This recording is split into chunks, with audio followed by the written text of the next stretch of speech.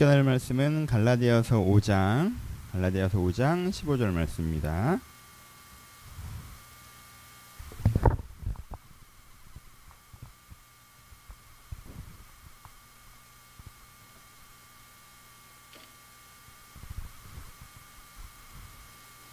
갈라디아서 5장 15절 말씀. 다 찾으셨으면 한 목소리로 같이 봉독하시겠습니다. 시작. 만일 서로 물고 먹으면 피차 멸망할까 조심하라. 아멘. 안녕하세요.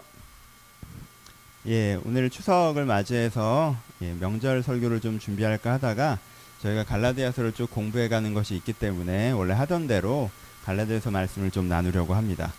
그리고 근데 그렇게 생각하면서 본문을 고르고 준비하다 보니까 이 또한 명절 설교가 아닌가라는 생각이 좀 들었습니다. 만일 서로 물고 먹으면 피차 멸망할까 조심하라 라는 말씀을 가지고 좀 은혜를 나눌 텐데, 구절이 조금 그렇게 다정하고 따뜻한 구절들은 아니지만 이미 함께 고민하면서 은혜 받는 시간 되었으면 좋겠습니다. 오늘의 설교의 제목은 공격과 반격입니다. 공격과 반격. 사람은 때때로 타인을 공격합니다. 왜 공격합니까? 내 생각에 저가 틀렸다고 생각되던가 저가 내 이익을 침해했다고 생각될 때 우리가 갖고 있는 힘을 사용해서 그가 그렇게 하지 못하도록 하는 공격을 합니다. 그렇죠? 내 생각이 틀렸거나 내 이익에 침해됐을 때 그를 처벌하거나 개선할 요량으로 나의 힘을 사용하는 것, 이것을 공격이라고 표현할 수 있습니다. 그렇죠? 반격은 무엇입니까? 누가 나에게 자기의 힘을 가지고 위해를 가하려고 할 때 내가 그것을 막고 내가 받은 피해 이상의 피해를 돌려주며 다시는 그렇게 하지 못하도록 무력화시키려고 하는 것이 반격입니다. 그렇죠? 누가 나를 공격할 때 그 공격을 막고 내가 받은 피해 이상을 돌려주며 그리고 다시는 그렇게 하지 못하도록 무력화하려고 하는 것, 이것을 반격이라고 합니다. 그렇죠? 그러니까 공격과 반격은 우리 가운데 일상적으로 많이 경험하고 있는 것들입니다. 저 사람은 잘못하고 있는 것 같아요. 내 아이가, 내 남자친구가, 내 교회가, 내 사회가 잘못하고 있는 것 같아요. 우리는 그런 공격합니다. 그렇죠? 저가 잘못하고 잘못하지 않고를 떠나서 내 이익을 침해했습니다. 그럼 우리는 또 공격합니다. 그렇죠? 그러다 보면 누군가 나를 공격할 때가 있죠. 그럼 우리는 어떻게 합니까? 당하고 가만히 있습니까? 아니죠. 반격합니다. 그렇죠? 되갚아주기 위해서, 다시는 그렇게 하지 못하기 위해서. 이런 공격과 반격이 우리 가운데 일상적으로 많이 존재하고 있습니다. 방법은 뭐가 있을까요? 5가지 정도의 방법이 있는데요. 가장 낮은 수준의 방법은 뭡니까? 냉정해지는 것입니다. 저 사람에 대한 기대와 따뜻한 마음을 닫는 것이죠. 마음을 닫는 것입니다. 그렇죠? 주로 반격에서 많이 사용되죠. 누군가 나를 공격하면 내가 하는 최소한의 반격이 마음을 닫는 것일 때가 많이 있습니다. 특별히 나보다 더 강한 존재, 부모가 나를 공격한다든가 상사가 나를 공격할 때 내가 할 수 있는 최소한의 반격은 그저 마음을 닫는 것일 때가 있죠. 그렇죠? 냉정해지는 것이 첫 번째 반격하는 방법입니다. 두 번째는 뭐가 있습니까? 가장 많이 하는 방법이죠. 비난하는 것입니다. 말로 하는 것이죠. 네가 잘못됐고 왜 네가 그렇게 하면 안 되고 라고 그 사람의 약점을 극대화시키고 그 사람의 장점은 극소화시켜서 그가 나보다 훨씬 더 잘못된 사람이라는 결론을 끌고 가려고 하는 비난의 방법이 우리가 하는 공격의 방법입니다. 이 공격을 하면 보통 어떻게 반응합니까? 똑같은 반격이 존재하죠. 그렇죠? 그게 아니라 네가 더 잘못됐고 네 잘못이 훨씬 크고 내 잘못은 자그마한 것이다 라고 얘기하는 말의 방법이 있습니다. 말의 방법이 지나가면 세 번째 어떤 방법이 등장합니까? 말이 안 통하면 그 다음에 세 번째 단절의 방법이 등장합니다. 단절이라는 것은 무엇이죠? 내가 이제까지 이 사람이 했던 공급을 끊는 것입니다. 난 너랑 말을 하지 않겠다. 내가 이제까지 너에게 해줬던 것들을 하지 않겠다. 그렇죠? 부모 같은 경우에는 이제 놀아주지 않겠다. 내가 너에게 밥을 해주지 않겠다. 이런 식으로 단절하는 거죠. 그렇죠? 남자친구, 여자친구 같은 경우에는 나를 더 이상 너를 신경 쓰지 않겠다라고 얘기하는 거죠. 더 심해지면 관계를 그냥 끊는 것이죠. 얘는 안 봐야겠다. 말로 싸우는데 안 되는구나 하면 단절의 방법이 세 번째입니다. 단절의 방법의 반격도 마찬가지로 단절이 될 때가 있겠죠. 근데 난 단절하고 싶지 않은데 저 사람이 단절했을 때는 네 번째 반격을 하기도 합니다. 그렇죠? 네 번째는 무엇이죠? 압박하는 것입니다. 압박은 무엇입니까? 저 사람을 내가 가지고 있는 역량을 사용해서 저 사람을 불편하게 만드는 것입니다. 그렇죠? 압박하는 것이죠. 그러니까는 그저 자녀의 예라면 안 놀아주고 먹을 거 안 해주고 뭐 말 안 하고 이게 아니라 얘 장난감을 뺏고 외출 금지시키고 이렇게 얘를 불편하게 만들고 압박하는 것이죠. 그렇죠? 남자친구 여자친구였는데 헤어졌습니다. 근데 난 헤어지고 싶지 않은데 제가 나를 단절했어요. 그럼 난 어떻게 해요? 반격하고 싶죠. 그러니까 어떻게 합니까? 인맥을 총동원해서 나쁜 얘기를 하고 다니고, 그렇죠? 내가 직장에서 얘가 나한테 그렇게 했어요. 얘가 나한테 단절하는 것 같아. 그러면 내 힘을 사용해서 얘에 대해서 내 위치를 불안정하게 만들려고 하고 이런 반격들이 있죠. 네 번째는 압박하는 것입니다. 다섯 번째는 뭐죠? 다섯 번째는 가장 원시적인 거죠. 폭력을 행사하는 것입니다. 그렇죠? 폭언과 위협과 그리고 폭행, 실제적인 어떤 폭력을 행사해서 그 상대방의 공격하는 거. 이게 이제 다섯 번째 방법입니다. 특별한 방법이 그렇게 많이 없습니다. 사실 다섯 가지에 대부분 들어갑니다. 여러분 나라 대 나라도 이렇게 돌아가는 거 아시죠? 남북한이 처음에 어떻게 됩니까? 냉랭해지죠. 관계가 냉각기로 접어듭니다. 처음에 마음을 닫는 거죠. 온풍, 훈기 뭐 이런 게 없어지는 거예요. 냉각기로 접니다. 그러면 그 다음에는 비난 성명이 왔다 갔다 하게 되죠. 네가 잘못해, 내가 잘못해 막 비난 성명이 왔다 가죠. 그 다음에 교류 협력을 단절시키죠. 그 다음에 국제사회를 동원해서 압박하죠. 여론전을 펼쳐서 쟤네들이 나쁜 놈이다라고 해서 압박하죠. 그 다음에 물리적으로 그 나라 영토를 침공하는 거죠. 그렇죠? 그러니까 공격과 방법의 방법은요. 국가 대 국가 차원에서 이 다섯 가지밖에 없어요. 사실은. 그냥 개인 대 개인 차원에서도 마찬가지죠. 맨 처음엔 그냥 냉랭하게 대해요. 그 다음에 말로 엄청 뭐라고 합니다. 말로 엄청 뭐라고 해도 나한테 막 난 너 신경 쓰지 않을 거야. 내가 이제까지 너한테 했던 모든 도움을 끊겠다라고 합니다. 도움을 끊었는데도 여전히 마음에 들지 않아요. 그러면 내가 갖고 있는 위력을 사용해서 얘를 압박하죠. 압박을 하는데도 반격이 심해서 서로 압박이 되면 어떻게 돼요? 그 다음에는 무력을 사용하기도 하죠. 그렇죠? 이 다섯 가지 방법이 우리가 공격과 방법을 하는 일반적인 방법들입니다. 이미 말씀드린 것처럼 이건 되게 우리 일상생활에 흔합니다. 그렇죠? 부모 자식 간에 이럴 때가 있죠. 부모님이 자녀가 마음에 안 들어요. 얘가 잘못하고 있다고 생각이 돼. 그렇죠? 얘가 나를 공격하는 것 같아 라고 하면 얘가 나에 대해서 내 이해관계를 침해하고 있어요. 얘가 나를 귀찮게. 그럼 어떻게 합니까? 교육을 하지 않고 공격할 때도 있습니다. 부모가. 그렇죠? 공격하면 어떻게 되는 거예요? 처음엔 그냥 얘 요즘에 얘에 대해서 마음이 냉정해지죠. 두 번째는 말로 자꾸 잔소리하죠. 세 번째는 얘한테 해줬던 걸 해주고 싶지 않게 되죠. 네 번째는 얘를 불편하게 만들죠. 그래도 성에 차지 않으면 때리죠. 약간 이렇게 가는 거죠. 그렇죠? 애는 어떻게 합니까? 애는 맞서 싸울 수 있는 유일한 방법이 뭐밖에 없어요. 2단계까지도 가기가 힘들어요. 그렇죠? 1단계를 써요. 마음에 엄마 아빠 싫어. 딱 됩니다. 두 번째 말로 했어요. 그러니까 더 심한 게 날라와요. 그러니까 얘는 3단계로 넘어가기가 어렵잖아요. 4단계로 넘어가기가 어렵고. 그러니까 1, 2단계. 2단계로 갔다가 당하니까 다시 1단계로. 그럼 1단계가 어떻게 돼서 되게 강력해지겠죠. 마음이 되게 심하게 다치겠죠. 그렇죠? 2, 3, 4, 5단계를 못 쓰니까 더 심한 1단계가 되는 거죠. 그렇죠? 부모 사이 자녀 가운데도 이런 식의 공격과 반격이 있습니다. 친구와 애인 사이도 이런 공격과 반격이 있죠. 친구랑 애인 사이에 처음에 마음에 안 들어요. 그럼 좀 멀리하죠. 냉랭해지죠. 근데 냉랭해지다가 답답하면 어떻게 가서 막 해대죠. 해대면 들어줍니까? 보통 여러분 해대는데 그렇구나 네가 그런지 몰랐어라는 경우가 몇 번이나 있어요. 해대면 어떻게 합니까? 같이 해대죠. 상대방도. 같이 해대다 보니까 서로 그냥 연락 끊고 안 보고 그러면 친구나 애인 사이가 끊어지는 거죠. 그렇죠? 여기서 나이스하게 끊어지면 그래도 좋아하는데 요즘에 어떻게 돼요? 끊어진 다음에 내가 너무 열이 받는데 그 열이 안 가라는 게 어떻게 되는 거예요? 걔에 대해서 나쁜 소문 내고 다니죠. 그렇죠? 당해봐라 이런 식으로 되는 거죠. 그렇죠? 그러니까는 상대방이 그런 식으로 하면 열받으니까 요즘에 사회 문제가 되는 데이트 폭력 같은 게 생기는 거죠. 그렇죠? 폭력적인 방법까지 등장할 때가 있습니다. 이게 만연해요. 사회화 심리에도 이런 부분이 등장합니다. 사회가 개인을 공격하죠. 요즘 사회는 개인을 많이 공격하죠. 원래 사회는 개인에게 관심이 많아야 됩니다. 그렇죠? 개인을 돌봐줘야 돼요. 사회는. 근데 사회가 개인에게 무관심합니다. 그 다음에 다 개인의 책임으로 떠넘기죠. 네가 잘못해서 그래. 네가 열심히 살았어야지 라고 얘기합니다. 그리고 세 번째, 원래 도와야 되는 도움들이 점점 더 줄어듭니다. 법으로 인한 보호, 그리고 복지로 인한 혜택, 그리고 구조적으로 삶과 교육과 사회적 기회를 형성시키는 모든 시스템들, 그러니까 그 사람한테 마땅히 줘야 되는 것들이 끊어지죠. 네 번째, 줘야 되는 만 끊어지는 게 아니라 뜯어가기 시작하죠. 그렇죠? 구조적으로 이 사람이 문제적인 상황이 될 수 있도록 만드는 부분도 생깁니다. 그러다 어느 쯤에선 때때로 그 사회가 걔네들을 심각하게 폭력적으로 공격하기도 하죠. 살아갈 수 없게 만들어버리는 거죠. 폭력이 발생한다는 거예요. 사회적 폭력. 그렇죠? 그러니까 이게 사회가 개인을 공격합니다. 그럼 개인들은 사회에 반격하죠. 개인이 사회에 어떻게 반격하죠? 개인도 사회 문제에 관심이 없어집니다. 자기만 생각하게 되죠. 그렇죠? 옆 사람을 생각하지 않습니다. 냉랭해진다는 거예요. 그 다음에 그냥 사회를 무조건 비판합니다. 다 사회 탓이에요. 그 다음에 자기가 사회적으로 해야 되는 역할들인데 그런 거 신경 쓰지 않습니다. 그렇죠?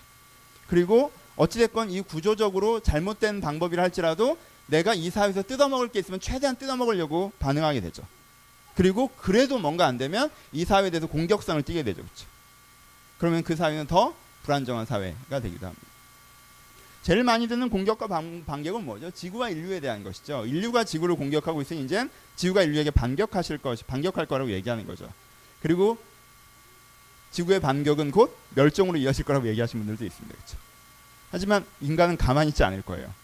지구 혼자 잘 살고 인류만 멸종하게 그렇게 당하고 있을 사람들이 아니지 않습니까? 우리는 또 지구를 다시 한번 공격하거나 반격할 것입니다. 개인들 내부에도 이런 일들이 벌어집니다. 죄송한데 에어컨 좀 틀어도 될까요? 전 좀 더운데. 개인들 내부에도 이런 일들이 좀 벌어집니다. 그렇지 않습니까? 자기가 자기 자신을 공격할 때가 있습니다. 넌 왜 이 모양이냐? 넌 왜 이거밖에 못하냐? 넌 왜 이렇게 한심하냐?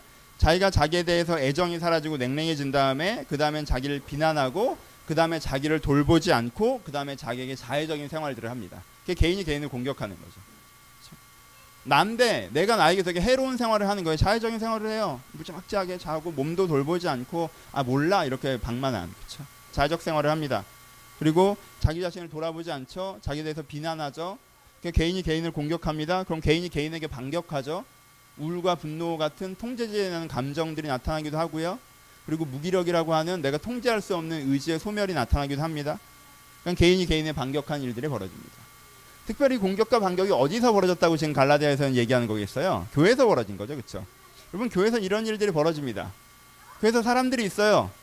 근데 저 사람이 내가 마음에 안 들어요. 그리고 저 사람이 나의 이익을 침해했습니다. 그럼 어떻게 하죠? 내가 저 사람을 공격하죠. 처음에는 그냥 냉랭하게 신경 쓰지 않다가 그 다음엔 저 사람에게 직접적으로 비판했다가 관계가 끊어지고 관계가 끊어진 다음에 어떻게 해요? 저 사람이 직접적으로 비판한 게 아니라 내가 내 인맥에서 저 사람을 나쁜 사람으로 만들고 그럼 저 사람이 가만히 있습니까? 그렇지 않죠. 그 사람은 그 사람의 인맥에서 이 사람을 나쁜 사람으로 만들죠. 그럼 세력이 둘로 쪼개지고 교회 안에 충돌들이 생기고 그렇죠. 그냥 교회가 순식간에 되게 공격과 반격의 공격이 되는 경우가 있습니다. 이런 일들이 교회에서 되게 많이 발생하죠. 별것도 아닌데 교회에서 열심히 했던 두 사람이 그냥 둘이 싸운 것인데 그것을 공적인 문제인 것처럼 만들어서 그렇죠. 그래서 교회 안에 분란이 생기는 경우도 존재합니다. 아마도 갈라디아 교회에서는 그런 상황이 아니었을까 상상해 볼 수 있습니다. 서로 피차에 물고 먹는 상황들이 교회에서 발생하는 거죠. 저 사람이 싫으니까 공격하고 그 상대방은 반격하고 그러니까 이 사람 편과 저 사람 편이 나누어지고 서로 충돌하고 하는 일들이 교회 안에서 벌어졌을 것 같습니다. 그렇죠? 여러분 우리는 이 공격과 반격을 생각보다 되게 당연시합니다. 누군가 잘못했으면 공격해도 된다고 생각해요. 여러분 그 사람이 잘못한 것과 내가 그를 공격하는 것과는 다른 문제예요. 근데 우리는 그 사람이 잘못했으니 내가 공격할 수 있는 권리가 생겼다고 생각합니다. 우리는 반격에 대해서는 더욱더 당연하게 생각합니다. 저가 먼저 나를 공격했으니 내가 저를 반격하는 것은 너무나도 당연한 나의 권리이고 심지어 의로운 것이라고 생각합니다. 우리는 누가 잘못했을 때 누가 내 이익을 침해했을 때 그를 공격해도 된다고 생각하고요. 그리고 누군가 나를 공격했으면 그에게 반격해도 된다라고 생각합니다. 심지어 이 반격할 수 있는 힘을 기르는 것이 이게 억제력이어서 이게 오히려 우리가 추구해야 되는 가치인 것처럼 아무도 나를 못 건들게 강해지는 것이 우리의 추구점이라고 생각될 때도 있습니다. 그렇죠? 근데 성경 우리 가운데 무엇이라고 얘기합니까? 성경 우리 가운데 어떻게 이야기하고 있습니까?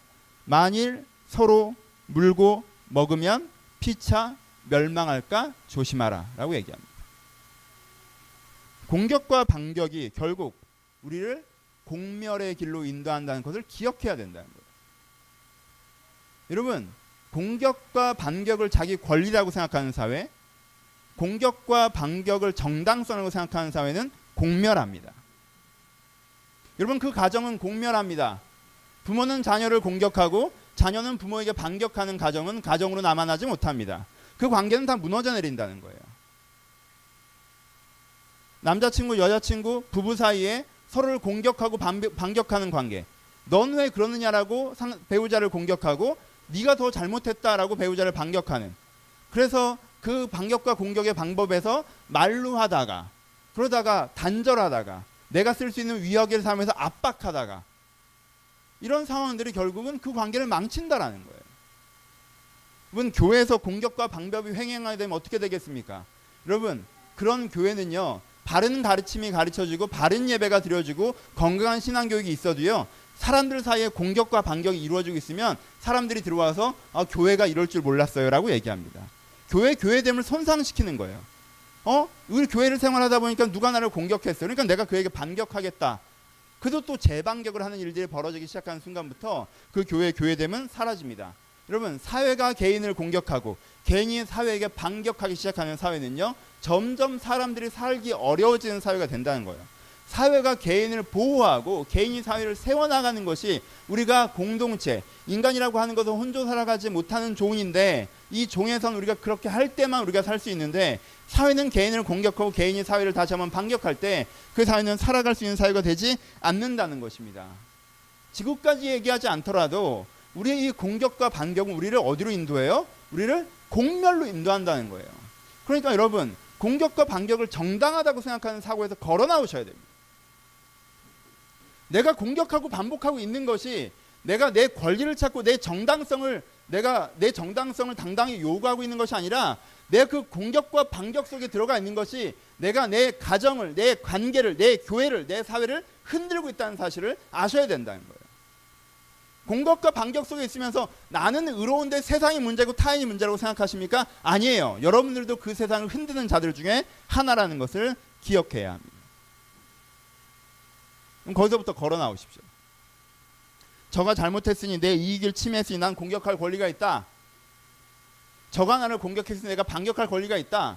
여러분, 그렇게 시작된 싸움이 언제 끝나겠습니까? 누가 그 싸움에서 선하다고 자부할 수 있습니까? 아무도 없습니다. 우리는 같이 망하는 것입니다. 얼마나 많은 교회들이 이런 말도 안 되는 문제로 망했습니까? 얼마나 많은 가정들이 이런 말도 안 되는 문제로 깨졌습니까? 얼마나 많은 사회가 그 사회를 만들어낼 역량을 갖고 있음에도 불구하고 이렇게 함몰돼 갔습니다.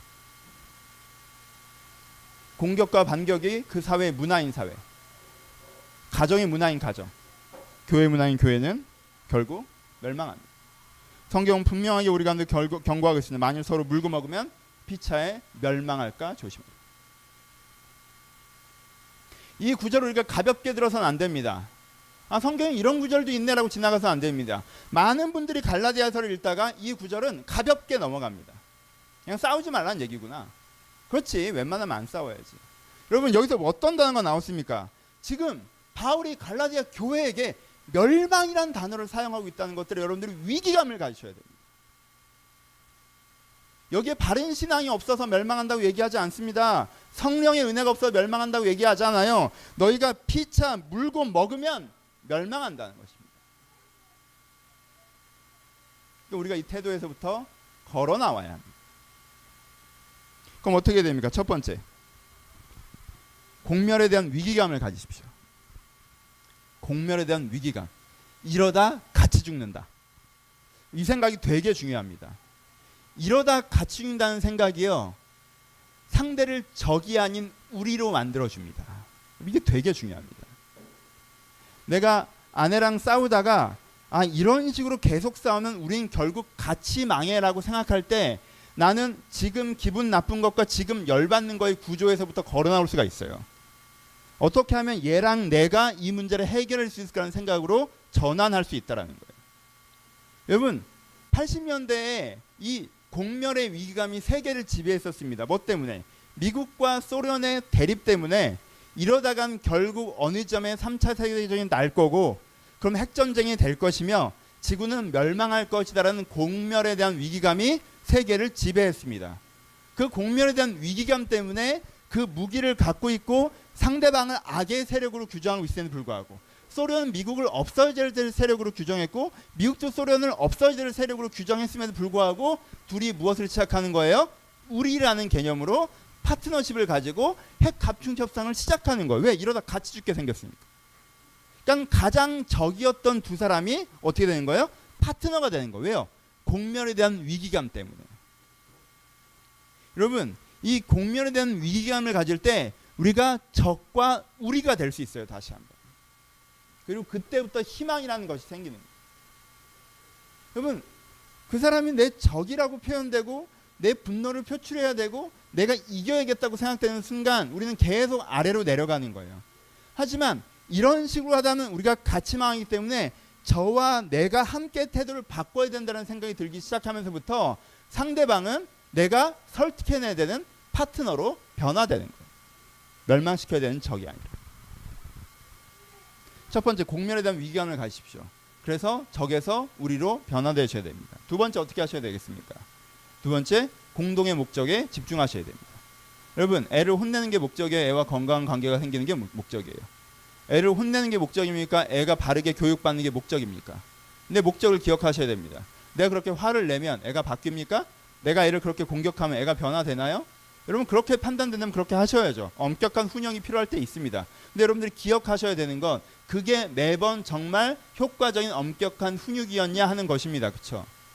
어떻게 하는 것이 더 내가 이와 이와 건강한 관계가 되며 바르게 가르치는 데 필요한 자세인가를 고민하기 시작한다는 거예요. 뭘 볼 때? 공공선을 추구할 때. 내가 이 아이를 원하는 게 이 아이를 이겨먹는 게 아니라 내가 이 아이와 건강한 관계가 되고 바른 훈육을 하는 게 내 목적이다 라는 내가 바라보고 있는 지향점을 기억하는 거예요.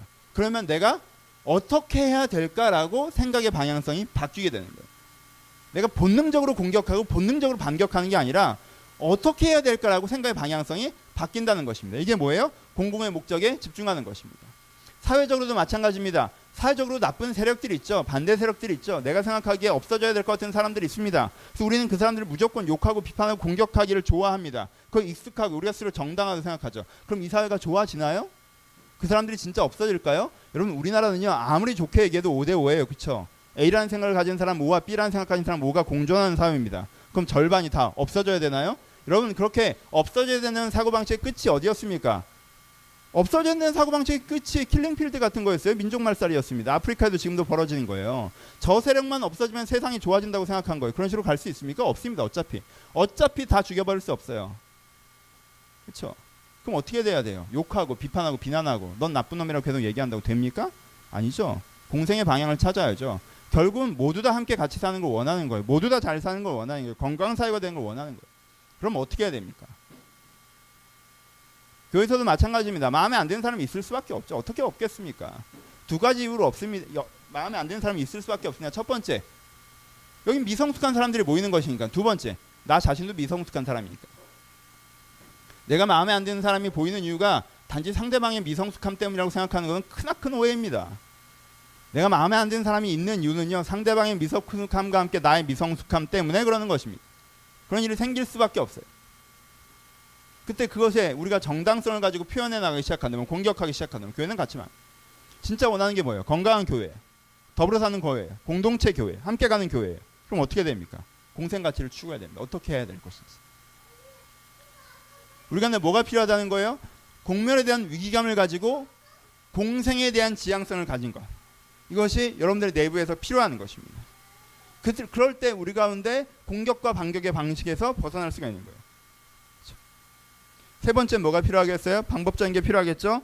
개선을 위해서 설득, 용서, 협력이 필요합니다. 개선을 위한 설득과 용서와 협력이 필요해요. 여러분, 공격과 반격의 관계성 속에 있었어요. 근데 이 관계성이 바뀌어야 돼요. 그렇죠? 그럼 어떻게 됩니까? 맨 처음에 뭐가 필요해요? 내가 상대방을 공격하는 게 아니라 상대방을 설득해야 됩니다. 어떻게? 같은 방향성을 바라볼 수 있도록. 나를 위해 뿔을 세우고 달려오는 자를 멈춰 세워서 그가 나를 공격하거나 내가 그를 공격하는 것이 아니라 우리가 멈춰 서서 바른 방향성을 바꾸는 쪽으로 내가 설득해야 됩니다. 애가 나에게 함부로 대해요. 애가 공부를 하지 않습니다. 그럼 애를 그저 공격하는 것이 아니라 아이를 설득해야 돼요. 어떤 방식이든. 그 설득에 훈육이 들어갈 수 있겠죠. 그렇죠? 저 사람과 내가 서로 부딪혀요. 애인인데 부딪히고 남편인데 부딪히고 아내인데 부딪힙니다. 그럼 나도 같이 충돌해버리면 됩니까? 아니요. 설득해야 됩니다. 우리가 건강한 부부가 되려면 어떻게 해야 되는지. 그렇죠? 설득해야 됩니다. 그 다음에 뭐 해야 되죠? 용서하셔야 됩니다. 용서라는 것이 무엇입니까? 이제까지 공격과 반격의 결과물들이 있을 거란 말이에요. 그렇죠? 이제까지 공격과 반격했기 때문에 나에게 생겨난 결과물, 그게 상처일지도 있고 내 가운데 분노일 수도 있고 내 안에 어떤 피해일 수도 있습니다. 그것을 감내하기로 결정하셔야 돼요. 용서하셔야 됩니다. 그래, 우리가 같은 방향을 바라보지, 하지만 네가 더 잘못했다는 건 우리 다시 한번 선명하게 하자. 이런 식으로 문제가 해결되지 않아요. 거기서 뭐가 필요합니까? 용서가 필요합니다. 그리고 세 번째로 뭐가 필요해요? 둘이 함께 그 일을 시작하는 협력이 필요합니다. 그때에만 세계가 개선될 수 있습니다. 여러분, 이게 근대사가 우리 가운데 주는 가장 위대한 교훈이라는 걸 알고 계십니까? 근대사의 가장 위대한 인물 중에 두 사람은요, 한 사람은 간디이고 한 사람은 마틴 루터 킹입니다. 마틴 루터 킹은 어떻게 했습니까? 바로 이대로 했던 사람입니다. 물고 먹으면 공멸합니다. 백인은 흑인을 짓밟고 흑인은 백인을 테러하면 같이 망하는 거예요. 그때 멈춰서자고 얘기했습니다. 우리가 원하는 세상은 백인이 없어지는 사회가 아니라 백인 아이와 흑인 아이가 나란히 학교에서 공부하면서 친구가 되는 세상을 원한다라고 얘기하는 게 마틴 루터 킹의 비전이었어요. 뭐 하는 것입니까? 설득하는 거예요. 용서하는 거예요. 협력하는 것입니다. 왜요? 목적은 상대방에게 반격하는 것이 아니라 목적은 우리가 원하는 공공선을 이루는 것이기 때문에. 그렇죠? 그렇죠? 간디가 얘기했습니다. 사티아그라 정신이 있습니다. 사티아그라, 비폭력 무저항. 우리는 이렇게만 얘기해서 맞고도 가만히 있어라 이렇게 오해됩니다. 하지만 사티아그라가 무엇입니까? 사티아그라는 진리에 대한 헌신입니다. 진리를 위한 노력을 얘기하는 거예요. 진리를 위한 헌신적 노력을 얘기하는 거예요. 뭐예요? 영국이 침공했으니까 영국을 잡아 죽이자가 아니에요. 어떻게 하는 게 맞는지 생각하고 우리가 어떤 나라가 돼야 되는지, 저들은 어떤 사람이 돼야 되는지를 생각하고 그 영국이 영국되기 위해서, 인도가 인도되기 위해서 헌신적으로 노력하자는 거예요. 공격하거나 반격하는 것에서 벗어나서 그럼 우리는 진리를 위해서 무엇을 해야 하는가를 고민하자는 거예요. 그때 나왔던 것이 비폭력 무저항이었던 거예요. 그거는 적용 방식 중에 하나예요. 정신 사티아그라입니다. 여러분, 근대에 받은 가장 위대한 우리 문명의 유산은 간디와 이 킹 목사님이 아닐 수 없습니다. 넬슨 만델라가 상속했다고 얘기하고요. 우리도 그런 상속을 하고자 했던 사람들이 때로 존재했었습니다. 지금은 다 없어졌지만. 이것이 2000년 전 이미 성경에서 이야기하고 있는 정신입니다. 이웃사랑을 근간으로 한 공격과 반격을 멈추는 것. 그것이 우리를 공멸이 아니라 공생의 길로 인도하기 때문입니다. 여러분, 두 가지 오해를 하지 마십시오. 어떤 분들은 이렇게 얘기하면 단지 반격하지 않는 것이라고 생각합니다. 여러분, 단지 반격하지 않는 소극성은, 단지 반격하지 않는 무기력함은, 내가 반격하지 않으면 좋은 일이 생기겠지라는 그 막연한 소망은 이루어지지 않습니다. 그렇게 해야 되는 게 아니에요. 이게 그 공격에 대해서 반격하지 않고 내가 공공선을 위해서 노력하는 것을 얘기하는 거예요. 예수님께서 왼뺨을 치면 오른뺨을 돌려달라는 이야기는 이 얘기였습니다. 그렇죠? 간디가 얘기했던 비폭력 무저항도 이 얘기를 얘기하는 거예요. 아무것도 하지 말고 폭력을 쓰지 말고 폭력은 나쁜 거니까 저항을 하지 말고 저항은 나쁜 거니까 가만히 있으라고 얘기하는 게 아니에요. 내가 단지 반격하는 것에서 멈춰서서 내가 노력한다는 거예요. 바른 일들이 벌어질 수 있도록, 공공선이 구현될 수 있도록. 그렇죠? 하지만 여러분, 이 노력에서 또 하나 여러분들이 주의하셔야 되는 오해는 단지 순진한 발상을 이야기하는 것이 아니라는 거예요. 왜요? 자기 이익만을 생각하는 사람들은요, 악한 상대들은요, 자주 자기의 책임을 면하기 위한 이기적인 동기로 선이 득세했을 때 이 상생의 논리를 펼치기 때문입니다. 이런 여우들, 이런 가짜들을 주의하셔야 됩니다. 많은 악한 세력이 의가 득세하는 시절에 상생의 논리를 얘기합니다. 왜요? 자기의 면책을 위한 것이죠, 단지. 그렇죠? 그러니까 여러분들 눈을 시퍼렇게 뜨고 그가 그런 잔기술을 쓰는 것이 아닌지 주의해서 보아야 합니다. 매번 나를 공격하던 상대가 이젠 더 이상 나를 공격하게 될 수 없는 힘을 잃어버렸을 때만 상생을 얘기한다. 그 진정성을 우리가 단지 믿을 수 있습니까? 그럴 수 없죠. 주의하셔야 되는 거예요. 이게 너무 순진한 발상으로 그게 유지되면요, 이 선이 어려워지고 다시 악이 득세했을 때 그들이 득달같이 달려듭니다. 여러분, 예수님이 삭개오를 용서하실 때 그가 나무 위에 올라가는 것을 보고 용서하셨습니까? 아니에요.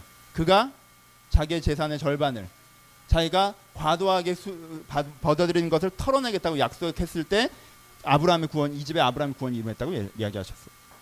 뭐예요? 그가 이미 이제까지 자기가 잘못된 삶의 방식들을 포기하고 그 책임을 지겠다고 얘기해서 공공 앞에서 그 논리를 선언했을 때, 그래서 자기가 이젠 더 이상 예전의 방식으로 살 수 없도록 스스로를 법제화했을 때 그에게 구원을 얘기하십니다.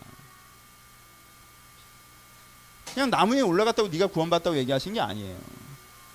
그러니까 우리가 지혜로워야 합니다. 여러분 상생이 좋지 않습니까? 우리 더불어 삽시다. 서로 공격하지 맙시다. 그렇게 얘기할 때는 날 계속 두들겨 패다가 내가 힘이 생기니까 아 그렇죠. 이젠 저를 때리시면 안 돼요. 당신은 상생을 좋아하시잖아요. 이런 사람들에게 속지 마셔야 돼요. 상생은 단지 반격하지 않고 가만히 있는 무능과 무지나 혹은 그저 순진한 발상으로 야 세상은 다 이렇게 돼야 되지 않겠어 라고 그냥 따뜻한 이야기만 하고 있는 것들이 아니에요. 정말 그렇게 되기 위해서 내가 노력해 나가고 치밀하게 그 일을 구현해 나가는 것입니다. 결론부로 갑시다. 어떻게 해야 이렇게 할 수 있겠습니까? 다른 표현으로 이렇게 하고자 하지만 어려운 이유가 무엇입니까? 여러분 여기까지 들었을 때 여러분들이 들어야 되는 생각은 뭐냐 하면요. 참 말은 좋은데 그게 되겠느냐라는 생각이겠죠. 참 말은 좋은데 그게 되겠느냐. 왜 우리가 공격하지 않는 것이 어렵습니까? 우리가 왜 반격하지 않는 것이 어렵습니까? 그 말이 참 맞는 것 같은데 그게 참 어렵다고 느껴지는 이유는 무엇입니까? 세 가지 이유가 있습니다. 첫 번째, 그러면 내 감정은 누가 돌봅니까? 공격 당했잖아요. 거기 반격하는 건요 물리적인 이해관계적 측면도 있지만 감정적인 측면이 훨씬 더 큽니다. 그렇죠? 내가 반격하는 가장 큰 이유는 감정적인 측면이에요. 그리고 내가 공격하는 가장 큰 이유도 감정적인 측면이에요. 제가 내 생각이 저러면 안 되는데 저러는 게 눈에 거슬리는 거예요. 감정적인 거예요. 누가 나를 쳤어요. 그러면 내가 일어서는 게 감정적인 거라면 여기엔 뭐가 있어요? 분노가 있습니다. 분명히. 그렇죠? 내가 이 감정, 공격과 반격을 하고자 하는 이 감정, 이 분노를 그저 억제해야 한다고 생각하면 그때부터 우리는 되게 답답해지는 거예요. 생각만 해도. 그래, 걔는 또 개념 없이 나를 공격할 텐데 나는 그때 야 그렇게 하는 것보다 이렇게 하는 게 좋지 않겠니라고 난 매번 얘기해야 된다고 생각하면 상상만 해도 내 속이 먼저 뒤집어지는 거예요. 내 감정적인 문제가 있습니다. 그렇게 억누르면 내 안에 폭발할 것이라는 생각이죠. 남의 입장만 계속 생각해야 되고 공공만 계속 생각해야 되고 그럼 나는 누가 생각해 주냐. 그렇잖아요. 두 번째, 상대방을 설득하는 게 불가능에 가깝다는 거예요. 그 방법을 잘 모르겠다는 거예요. 그렇게 하고 싶죠? 그렇게 하고 싶어요. 여러분 그렇게 하고 싶죠. 이렇게 하는 게 맞다는 얘기는 되게 많은 사람들이 얘기합니다. 근데 우리나라 정치사를 봐도 되게 어렵지 않습니까?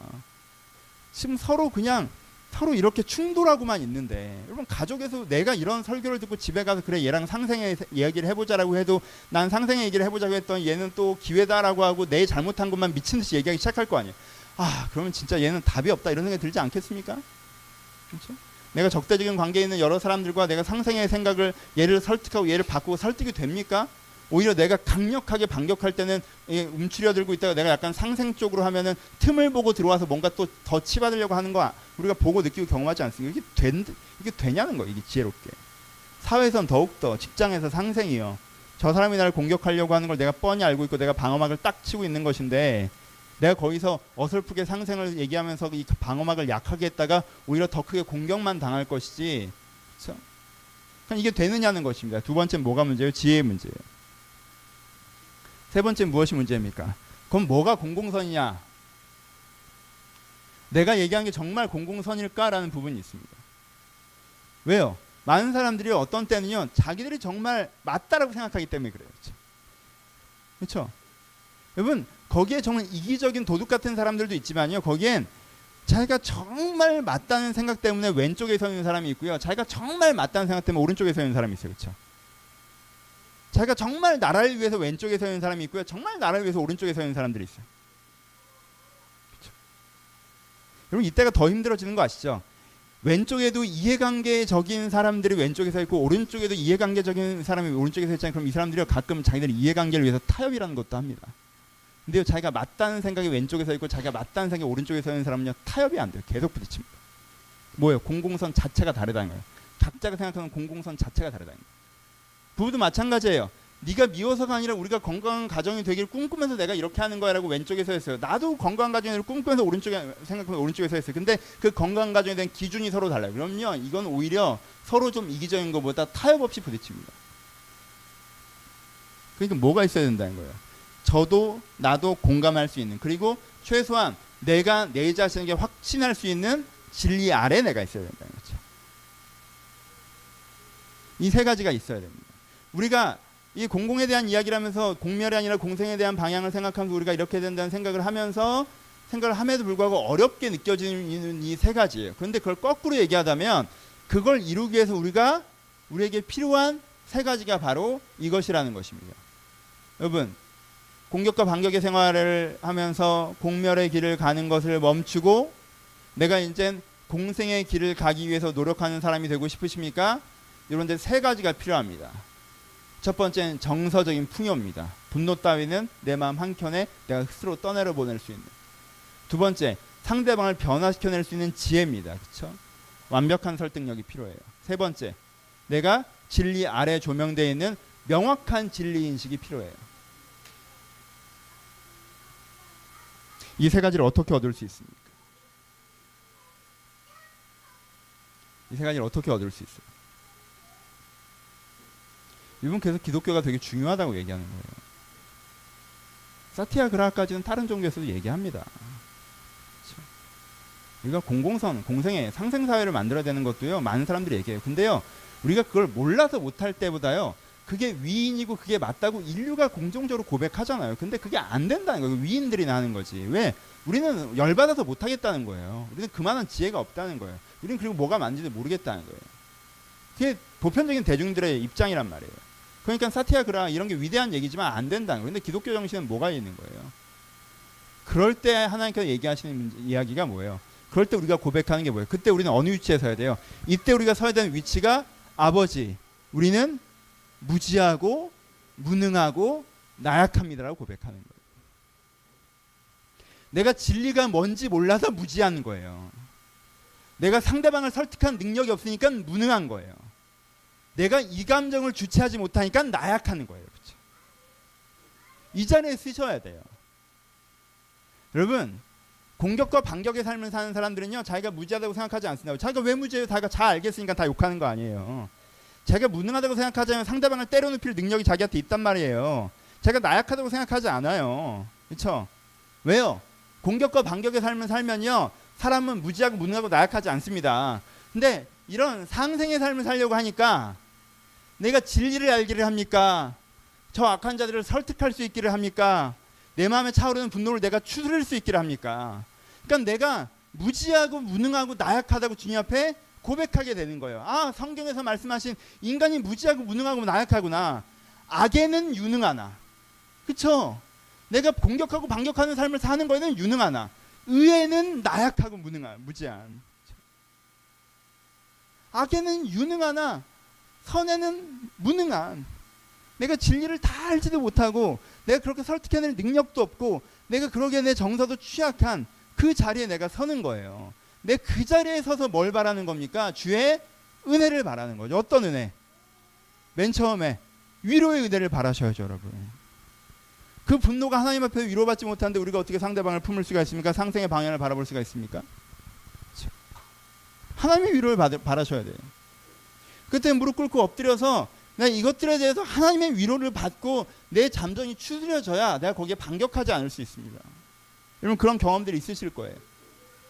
그런 경험이 있지 않아요? 그렇죠? 공격과 반격의 충돌 속에서 이러다가 공멸의 길을 가는 거 아닌가라는 생각을 하다가 여러분들이 어느 날 여러분들의 마음속에 품어있는 그 많은 마음 분노와 슬픔들을 하나님 앞에 쏟아내고 여러분들 가운데 빈맘이 되어서 상대방을 대했을 때 뭔가 문제 해결에 첫 단추를 끼웠던 기억이 있으실 겁니다. 그렇죠? 우리 가운데 뭐가 필요해요? 하나님의 위로가 필요해요. 우리 가운데 뭐가 필요합니까? 우리 가운데 뭐가 필요합니까? 주님께서 주시는 지혜가 필요해요. 어떻게 말해야 되나, 이 사람에게. 내가 어떻게 행동해야 되나, 이 사람에게. 분노가 가라앉아야 내가 그 고민을 할 수 있거든요. 그러니까 먼저 위로를 받으셔야 되고, 위로받기 전에 지혜 먼저 받으려고 하면 하기가 싫어요. 왜? 분노가 있으니까. 그러니까 먼저 위로를 받으셔야 돼요. 그 다음에 뭐가 있어야 돼요? 어떻게 해야 되나는 지혜를 구하셔야 돼요. 아, 이렇게 하면 되겠구나. 그리고 무엇보다 뭐가 필요해요? 내 안에 진리가 필요하죠. 내가 저곳을 향해 나아가는 것입니다. 하나님께서 주시는 저 높은 곳, 우리 가정이 어떻게 되길 바라고, 우리 교회가 어떻게 되길 바라고, 우리 사회가 어떻게 되길 바라는 저 높은 곳을 바라보는 그 진리의 이해가 우리 가운데 필요해요. 그것이 우리 가운데 있을 때 우리의 삶을 바꾸는 것입니다. 결론 말씀 마무리합시다. 여러분, 실로 은혜가 여러분들의 삶을 구한다는 걸 아시겠습니까? 여러분, 진정으로 은혜만 여러분들의 삶을 구한다는 걸 아시겠습니까? 저는 여러분들이 이 은혜의 구원을 경험하지 못해서 지금도 공격과 반격의 삶을 살아서 얼마나 여러분들의 삶과 마음이 흐트러져 있습니까? 공격하고 반격하시나 인생과 삶을 낭비하고 계시지 않습니까? 그것 때문에 정사가 왜곡되고 삶의 현장이 왜곡되고 그게 당연한 것처럼 살면서, 그러니까 말씀에 대한 이야기는 그냥 형이상학적인 얘기고 막연한 얘기고 안 되는 얘기라고 생각하고 있는 건 아닙니까? 성경에서 그러지 말라고 얘기하고 계십니다. 공격과 반격 우리를 공멸의 길로 인도하고 얘기하고 계세요.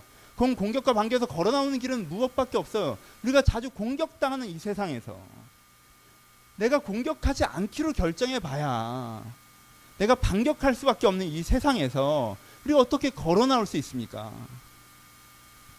그것은 우리 가운데 다시 한번 주님의 은혜를 통하여서 내가 지향하는 공공선 소망의 가슴이 뜨거워지고 내가 하나님의 위로를 받아 내 상처받는 마음의 감정들을 쏟아낼 수 있고, 그리고 거기까지 걸어가는 한순간 한순간의 지혜의 말씀들을 내가 깨달을 수 있을 때 내가 그곳으로 갈 수 있다라는 것입니다. 여러분 부탁드립니다. 여러분 가정에서 함부로 공격과 반격의 삶을 살지 마십시오. 여러분들 교회에서, 여러분의 직장에서 함부로 공격과 반격의 삶을 살지 마십시오. 나만 의로운 것처럼, 내가 의로워서 공격했고 공격받았으니 반격한 것이고 나는 아무 문제 없고 그 사람들이 문제다, 내가 화가 났으니 그럴 수도 있고 내가 답답했으니 그럴 수도 있다, 나는 한없이 정당하고 상대방은 한없이 불합리한 것을 몰아붙이는 그 비난의 사고에서 걸어 나오셔야 됩니다. 이 공격과 반격의 삶에서 걸어 나오셔야 돼요. 거기에 참된 평화가 있습니다. 여러분, 하나님이 진정으로 내 삶과 내면을 이렇게 바꾸신다는 걸 아시고, 하나님 오늘 나를 이 공격과 반격의 삶에서부터 구원하소서라는 기도가 여러분들 필요합니다. 이 기도가 여러분들을 구하실 것입니다.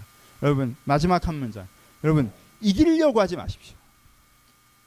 이기려고 하지 마세요. 누구에게도 이기려고 하지 마십시오. 악에게 이기십시오. 사람을 이기려고 하지 마세요. 사람을 이기려고 할 때 우리는 악에게 집니다. 우리가 악에게 이기려고 해야 합니다. 내가 내 아이를 이겨먹으려고 하고, 내가 내 배우자를 이겨먹으려고 하고, 내가 이 사회에서 쟤를 이기려고 하고, 그리고 그 마음에서부터 걸어 나오셔야 됩니다. 우리의 자부심은, 우리의 감동은, 우리의 승리의 영광은 누군가를 이겼을 때 오는 것이 아니라 악의 세계를 이겼을 때 오는 것입니다. 악에게 지지 말고 선으로 악을 이기라. 악에게 지지 말고 선으로 악을 이기라. 여러분 이 바울의 말씀을 여러분 마음에 새기시면서 지금 내가 악에게 지지 않고 선으로 악을 이길 수 있도록 그 은혜를 나에게 허락하여 주시옵소서. 이런 결단으로 이 공격과 반격의 삶에서 걸어 나오신 여러분들이 되시기를 주님의 이름으로 축원합니다. 우리 찬양할 텐데, 거친 파도 날 향해 와도 주와 함께 날아오리 라고 찬양할 것입니다. 여러분 많은 경우요 우리는 이 찬양을 환경적으로 어려울 때만 불러요. 거친 파도 날 향해 오고, 뭔가 직장에 문제가 있고, 내 안에 결혼에 문제가 있고, 내 안에 경제적인 문제가 있고, 내 안에 환경적인 문제가 있지만 하나님께 결국 이 환경을 풀어주실 것이다. 여러분 그 말씀도 맞죠? 그 말씀도 여러분 마음 가운데 깊이 새기십시오. 그 환경의 파도에서 여러분들이 하나님의 손을 잡고 날아오르셔야 됩니다. 여러분 근데 우리 가운데 찾아오는 거친 파도가 어디 환경의 파도뿐입니까? 이 공격과 반격의 삶에서 걸어 나오는 게 얼마나 어려워요. 여러분 생각해보세요. 얼마나 어렵겠어요. 여러분 상상이나 내십니까? 이 공격의 반격과 삶에서 걸어 나오는 게 얼마나 어려울지. 여러분 이 거친 파도가 여러분들 향해 옵니다. 내가 공격하고 싶고 내가 반격하고 싶은 그 거친 파도가 나에게 와요. 주와 함께 날아오르셔야 합니다. 주의 위로를 받으시고 주의 지혜를 구하시고 주의 진리로 내가 감화되는 이 하나님과 함께 날아온 일이 있었으면 좋겠습니다. 오늘은 이 찬양을 부를 때 여러분의 환경의 파도도 있고, 여러분 다른 어떤 나약함의 파도도 있겠지만, 오늘은 이 어떤 면에서 나의 분노, 어떤 면에서 나의 싸움, 이 공격과 반격의 삶에 빠져있는 이 삶으로부터 내가 날아오르기를 소망하시면서 고백하는 심령을 함께 찬양하도록 하겠습니다. 찬양하겠습니다.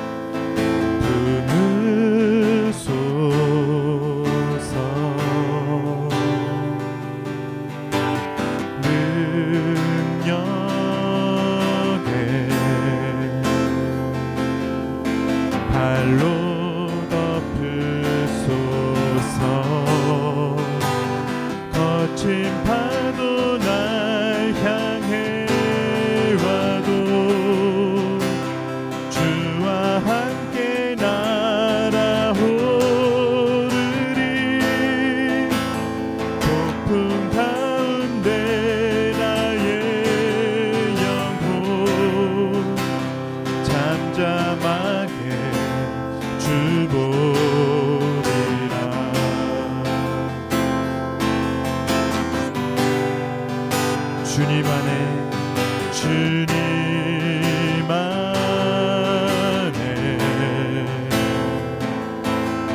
나 거하리 주 능력 주 능력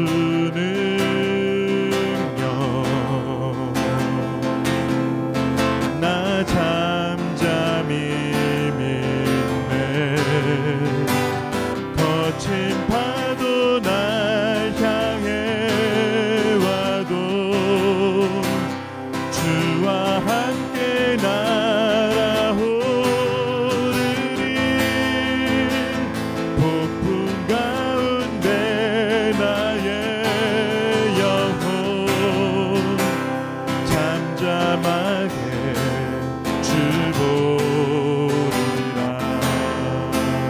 우리 다시 한번 고백합시다. 주 품에 품으소서 주 품에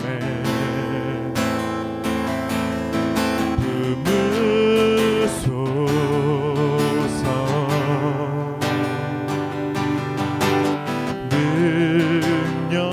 능력에 발로 덮으소서 거친 파도 날 향해 와도 주와 함께 날아오르리 폭풍 가운데 나의 영혼 잠잠하게 주 보리라. 우리 한 번만 통성기도 하실 때 여러분들이 공격하거나 반격한 것이 있으면 우리 회개합시다. 그래도 내가 피해자이고 내가 걔가 잘못해서 그런 거고 그건 그걸 얘기하는 게 아니에요. 여러분들 거기에 대한 대응에 대해서 얘기하는 거지. 그 사람이 잘했느냐 잘못했느냐 너를 때렸느냐 안 때렸느냐 이 얘기를 하자는 게 아니라 거기서 내가 제대로 대응했느냐의 문제예요. 여러분 그냥 맞받아치지 않으셨습니까? 그냥 마음만 대로 때려주신 건 아니세요. 내가 거기서 회개합시다. 주여 내가 이 공격과 반격의 삶에서 걸어나오게 하여 주옵소서. 또 내가 내 가정을 내 자녀들을 그리고 내 교회를 내 사회를 세워가는 사람이 되게 하여 주옵소서. 우리 들을 말씀 우리 한 번만 같이 통성으로 기도하시고 제가 축도함으로 예배를 마치겠습니다. 기도하겠습니다. 하나님 아버지 저희 가운데 허락하여 주옵소서. 아버지 저희들 가운데 허락하시기를 소원합니다. 우리 가운데 분노가 있습니다. 우리 가운데 어떻게 내가 왼뺨을 맞았는데 가만히 있겠습니까? 하나님 내가 왼뺨을 맞았는데 어떻게 내가 가만히 있을 수 있겠습니까? 주님 주의 은혜가 아니면 이럴 수 없음을 고백합니다. 주의 은혜가 아니면 이럴 수 없음을 고백합니다.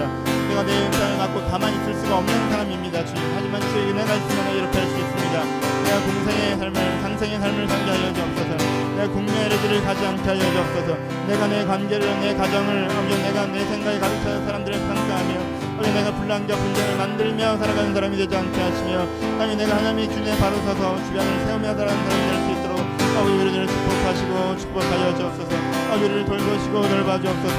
은혜로 우리를 돌보시 아버지 강물을 돌보셔서 아버지 안에서 다시 한번 저희가 다시금 새로워질 수 있도록 돌아봐 주옵소서.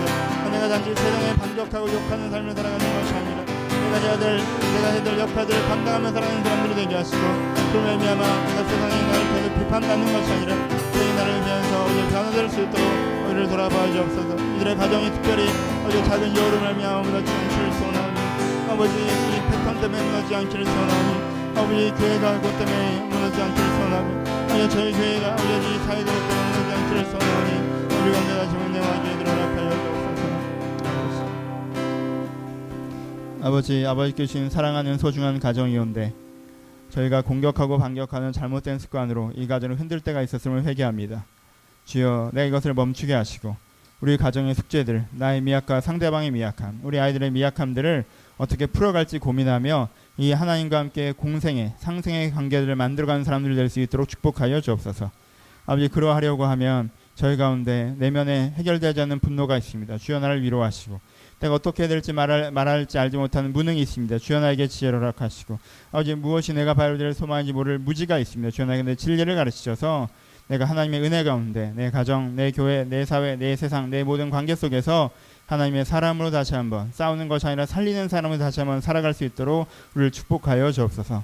아버지, 왼뺨을 맞고 오른뺨을 돌려댈 수가 없는 사람입니다. 하지만 주의 은혜로만 그것이 가능하오니 나에게 은혜 주셔서 단지 억압받고 핍박받고 반격하지 말라는 것이 아니라 하나님의 뜻에 따라서 오른뺨을 돌려대는 상생의 삶을 만들어내는 사람들이 될 수 있도록 우리를 축복하여 주옵소서. 이제는 우리 주 예수 그리스도의 은혜와 하나님 아버지의 사랑하심과 성령의 교통하심이 지금도 때로 왼뺨을 맞으나 오른뺨을 돌려대며 세상을 바꿔가기를 소하는 모든 심령 가운데 이제부터 영원토록 함께 있을지어다. 아멘. 감사합니다.